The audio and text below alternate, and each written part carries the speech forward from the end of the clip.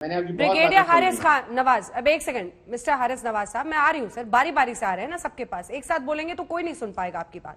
मेरा सवाल आपसे ये है कि आतंकवाद और आतंक का जब ऐसे राज होता है तो तालियां जो बजाई जा रही हैं, अब कश्मीर को लेकर तमाम जो सवाल उठ रहे हैं, इसको लेकर अलकायदा पर क्या कहना है आपका?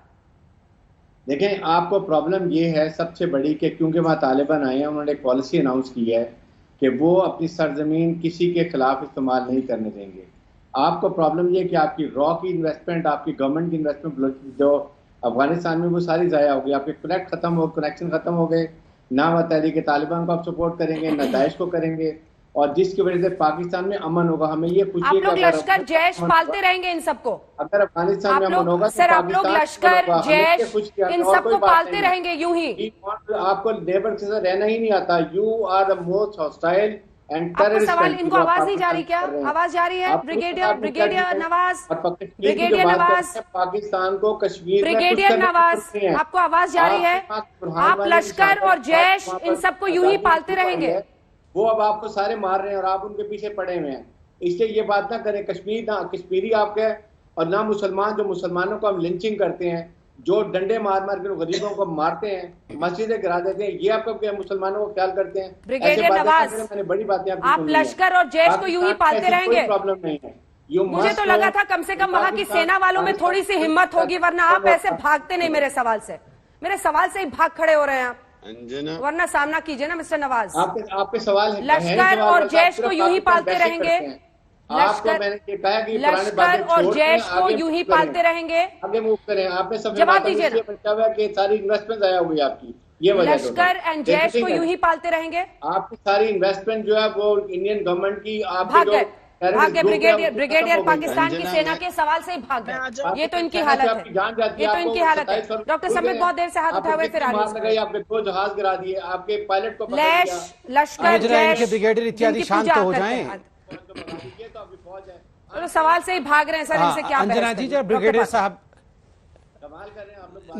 अंजना जी, मैं जरा यहाँ लोगों के विषय को दुरुस्त कर दूं। ये जो इनके ब्रिगेडियर लेफ्टिनेंट जनरल होते हैं, इनको कोई युद्ध तो लड़ना नहीं होता है। ये आपने सुना है कभी पाकिस्तान ने कोई जंग जीत ली हो? कभी सुना है? 4-4, 5-5 तो हम ही से हार के बैठे हुए हैं। बैठ जाओ ब्रिगेडियर साहब, बैठ जाओ। ब्रिगेडियर साहब चिल्लाओ मत, आराम से बैठ जाओ। हम लोग किसी को डिसरेस्पेक्ट नहीं करते हैं, शांति से सुनो ब्रिगेडियर साहब। अंजना जी, मैं अभी हकीकत बताता हूँ। ये जो ब्रिगेडियर जनरल सब बने हुए पाकिस्तान में, ये चांदनी चौक से ये खरीद के ये मेडल टांग, ये जो इतने 36 मेडल टांगते हैं, कहां से मेडल लाते हैं? ये काहे बात का युद्ध लड़े हुए हैं? आप बताओ मुझे, ये ब्रिगेडियर साहब कौन सा युद्ध जीते हैं? यहाँ बैठे हुए हैं, यहाँ जो ये 30 मार खान बने हुए हैं, कौन सा युद्ध जीते हैं? कोई युद्ध नहीं जीते हैं। ये सब के वॉशिंग मशीन के फैक्ट्री, कोई पापड़ बना रहा है, कोई टिक्की बना रहा है, साबुन की टिक्की बना रहा है। एक सेकंड ब्रिगेडियर साहब, बीच में नहीं बोलते हैं। आप उम्र तराज हो, हम रेस्पेक्ट करते हैं बड़े लोगों का। आप शांति से सुन लो, फिर जवाब दे देना। ये हकीकत नहीं है क्या? ये जितने भी ब्रिगेडियर जनरल है, आप सबकी कोई, किसी की साबुन की टिक्की की फैक्ट्री है, किसी की बूशर्ट बनाने की फैक्ट्री है, तो किसी की नील बनाने की फैक्ट्री है, किसी की वॉशिंग मशीन बनाने की फैक्ट्री है, तो आप काम करते हैं।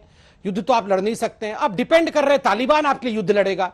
खुद तो लड़ा जाता नहीं है आपसे, घुटने टेक देते हैं, और तालिबान आपको आके आपकी लड़ाई तालिबान लड़ेगा।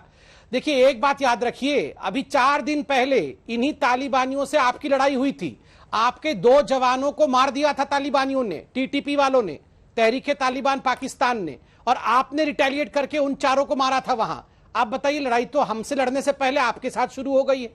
सांप और सपोले पालोगे अपने आंगन के अंदर ब्रिगेडियर साहब, तो एक बात कान खोल के सुन लो, ये हमारे पास आने से पहले आपको डस के आएंगे, पहले आपको मारेंगे।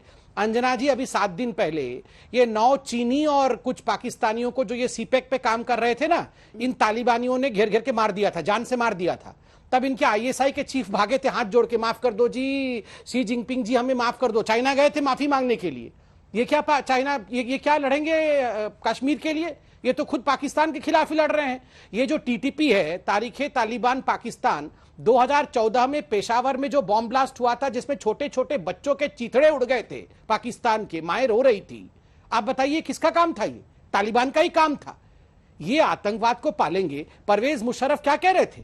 परवेज मुशर्रफ कह रहे थे, इनके प्रेसिडेंट थे पहले, ये कह रहे थे कि ओसामा बिन लादेन हमारा हीरो है, हक्कानी हमारा हीरो है। ये सांप और सपोले तो इनके हीरो हैं। और कमाल की बात है, ये ओसामा बिन लादेन भी अगर जीवित होता बिल से निकलकर आता तो बोलता है मैं 2.0 हूं, मैं रिफॉर्म्ड ओसामा बिन लाडेन हूं, मुझे अब मैं आतंकवादी नहीं हूं, मैं पीस कीपर हूं, मैं रिफॉर्मिस्ट हूं, और ये सब उस पर विश्वास कर जाते। अबोटाबाद में छुपा के रखा था। इन पाकिस्तानियों के किसी भी बात पे भरोसा नहीं करना है। पूरा विश्व जानता है ये आतंकीस्तान है, और ये ब्रिगेडियर और ये लेफ्टिनेंट जनरल ये सारे यहां आके, पता नहीं आप लोग उनके पैसे वैसे देते हो कि क्या, इनकी पूरी इकोनॉमी इसी से चलती है, वरना ये कौन सा युद्ध लड़ रहे हैं? कुछ करना धरना तो है नहीं। पहले इनसे अंजना जी पूछो जरा, ये ब्रिगेडियर साहब कहां से